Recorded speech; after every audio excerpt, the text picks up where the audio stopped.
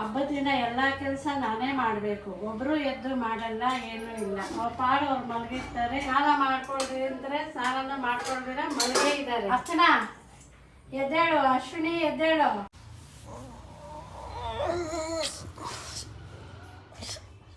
ಮಾ ಏನ್ ಮಾಡಿದ್ಯಾ ಅಡಿಗೆ? ಖಾರ ಪೊಂಗಲ್ಲು, ಸ್ವೀಟ್ ಪೊಂಗಲ್ಲು, ಬೇಳೆ ಸಾರು, ಮತ್ತೆ ಕಡಲೆಕಾಯಿ ಗೆಣಸು ಎಲ್ಲ ಬೇಯಿಸಿದ್ದೀನಿ. ಸರಿ ಆಯ್ತು ಬಿಡು. ಮಾಡೋದಂತ ಮಾಡ್ತೀನಿ, ತಿನ್ನೋದು ಮಾತ್ರ ಇಲ್ಲ. ಪೂಜೆ ಮಾಡೋ ಟೈಮ್ ಆಯ್ತು. ಬೆಳಗ್ಗೆ ಮಾಡು ಅಂತಂದ್ರೆ ಇವಾಗ ಮಾಡ್ತಾ ಇದೀಯ. 3 ಗಂಟೆ ಆಯ್ತು. ಏನ್ ಮಕ್ಳು ಏನೋ. ಮಾ ಇದು ಎಳ್ಳು ಬೆಲ್ಲ ಎಲ್ಲ ನನ್ನ ಫ್ರೆಂಡ್ಸ್ಗೆಲ್ಲ ಎತ್ಕೊಳ್ಬೇಕು. ನಂಗೆ ಸ್ವಲ್ಪ ಜಾಸ್ತಿ ಬೇಕು. ಬೇರೆಯವ್ರು ಕೊಟ್ಟಿರೋದೆಲ್ಲ ಇರುತ್ತಲ್ವಾ, ಕೊಡ್ತೀನಿ.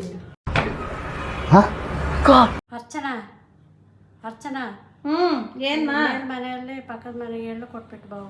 ಹೋಗಮ್ಮ, ನಾನು ಎಲ್ಲಿಗೂ ಹೋಗಲ್ಲ. ಚಿಕ್ಕವರಿದ್ದಾಗ ಎಲ್ಲ ಕೇಳ್ತಾ ಇದ್ರಿ, ಎಲ್ಲೋಗು ಅಂದ್ರು ಕೊಟ್ಬಿಟ್ಟು ಬರ್ತಾ ಇದ್ರಿ. ಇವಾಗ ಏನು ಕೇಳಲ್ಲ.